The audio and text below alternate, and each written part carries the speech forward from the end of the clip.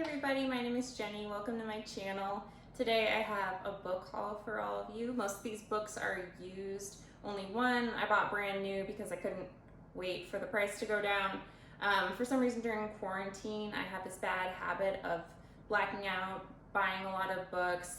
The books show up, I repeat the cycle before I'm able to read the books that I already bought. Let me know if this is a problem for you. It's a big problem for me. But yeah, let's get on with it. At least we can do this. We can celebrate this. I'm gonna be honest, like this isn't even half of the books that I have bought during quarantine. I tried to pick some that I thought would be the most interesting and that I want to get to the soonest. But yeah, there's a lot more than this. So there's a part 2 coming sometime. All right, I'll start with the book that I bought new.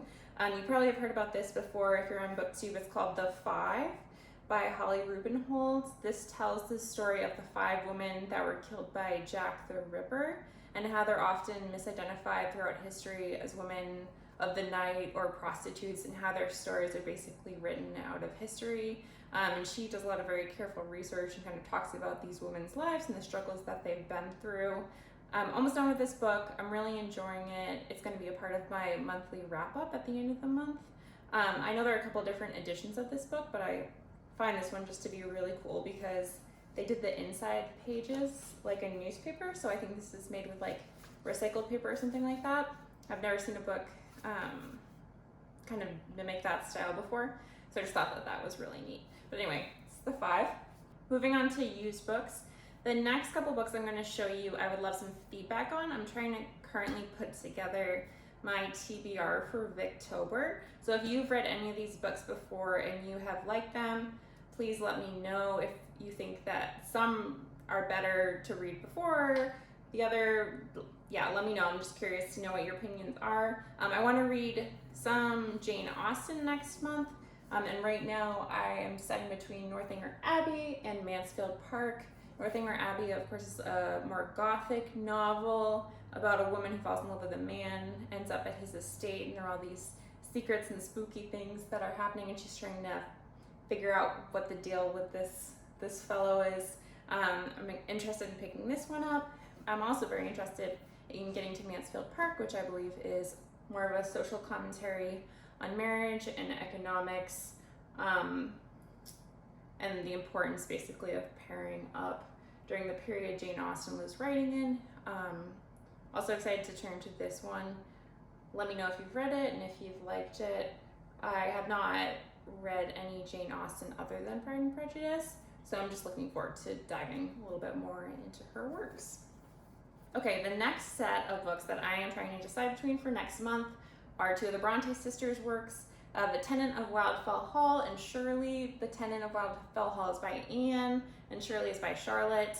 I believe Anne's book is a little bit more of that gothic style about a woman who is making her living as an artist, kind of living outside society and not following societal norms, which I think is really neat. And then Shirley is more of a commentary on the economic situation of the day, and I've heard really good things about just the way she captures daily life and kind of explores the lives of 2 different women and how their experiences parallel and contrast one another's. So if you think either of these is better to turn to first, please let me know. I haven't read any Anne yet. I love Charlotte. She's my favorite so far, but if you are an Anne fan, let me know. So I'm kind of curious to get to her. I've mentioned this a couple of times before, but I'm trying to read all of the Bronte's major works over the next couple months, maybe into next year, and these are the 2 that I have next on my list. The next book I have is Kafka on the Shore by Haruki Murakami. I have not read any of his books before, and I'm just so interested to dive into his writing style and to dive into kind of this world that he's built. I've heard a lot of people say that this is their favorite of his books, so I thought that this might be a good one to start with. I don't even feel like I can begin to describe what this is about because I don't think I understand what it's about, but I'll read you a sentence from the back of the description. Haruki Murakami unfolds readers in a world where cats talk, fish fall from the sky, and spirits slip out of their bodies to make love or commit murder in what is truly a remarkable journey. So I'm hoping I'll enjoy this, and then from there turn to some of his other books. If you've read this before and you think that this is a good place to start, please let me know. Okay, I'm really excited for this one. This is East Lynne by Ellen Wood, and this is kind of, I guess, a less popular classic. This story tells about the life of a woman who ends up leaving her husband, who's a lawyer, and her children in order to elope with her lover, which I'm not exactly sure what like time or what year this is supposed to be set in, but at the time it's obviously a very big scandal that kind of shakes up this neighborhood and has a lot of unintended consequences. I believe this is kind of dark as well. I just heard about this, I think on Simon Savage Reed's channel, and it just sounded so cool. I love scandalous books that were like set in different time periods and like what people think is like very controversial. So yeah, I'm excited to pick this one up.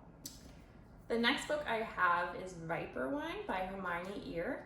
I know there's another cover of this book that I think actually looks a little bit cooler. I love the books that like have different Renaissance paintings on the front, and they've kind of like modernized them with the text. But I have, I think, the first version. Anyway, this book is supposed to be very meta. Again, a little bit difficult to describe, kind of like the Murakami book, but I believe it is about a woman who is living in society at the brink of a civil war, and she is considered like the most beautiful, and she's reliant on viper wine or this potion in order to keep her beauty, but her husband, who is also a time traveler, is convinced that she is so beautiful that she can't possibly need this potion. And then I believe it's like what she does to sustain like her good looks, despite the fact that like there's political turmoil and upheaval. So I believe this, again, a commentary on beauty and standards that women are supposed to live by. I heard about this on Lauren Wade's channel. She gave really good reviews for it. So even though it's a little bit trippy and I'm like not quite sure what I'm getting into, I'm nonetheless excited for something a little bit different. I believe there's like a lot of references to the time period this is set in, but there's also things that are pulled from the future because again, this male character is traveling throughout time. The next book on my list was definitely a cover buy. So I'm going to try and get a little bit of a close-up for you of this one. It's just gorgeous with all the flowers and the animals on the front. And this is Enchanted Islands by Allison. And this is the story of two friends who I believe have a falling out and then they reconnect later in life. And it's unveiled that they both, I believe, are like secret spies being sent on a mission to the Galapagos Islands. I've heard mixed reviews about this book, but I have heard that the writing style is really superb and that the author is like a very talented.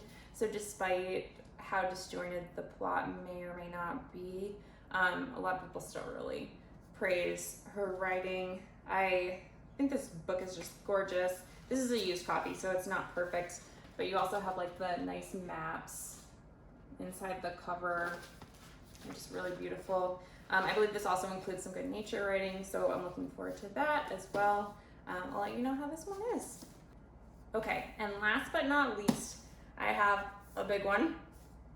This is Mary Shelley by Miranda Seymour. This is a biography of Mary Shelley's life. I decided to pick this up because I finished Romantic Outlaws recently. I loved that book. It's going to be one of my favorite books of the year, and it paralleled Mary Shelley's life with that of her mother, Mary Wollstonecraft. And it's crazy how much happened to this woman throughout the course of her life, how many hardships she endured, and kind of how she managed to survive and how she was still a creative and a woman during a period where it wasn't easy to be a woman. So after reading that, I decided that I really wanted to learn more about her and go a little bit more in depth into her life. I just find it incredibly fascinating. I also find the people that she was interacting with to be really interesting, especially her husband, Percy Shelley, Lord Byron, her sister Claire. Miranda Seymour has a new release coming out. I believe it's called In Lord Byron's Wake, and it talks about the women that were like influenced by some of the decisions he made and his reckless behavior, including his daughter Ada Lovelace. And I want to pick that up, but I think I should read this one first so that maybe I appreciate the connections a little bit more. This might be a good fall read, thinking of Frankenstein, thinking about just like things that are a little bit more spooky. But nonetheless, I really admire Mary Shelley, and I love her enough that I'm willing to commit to this chunky boy. So those are all the books that I have today. I hope that you found something you liked in this mix. If you've read any of these books, of course, let me know. I love hearing your thoughts and opinions, and I hope you have a great rest of the day. Thank you so much.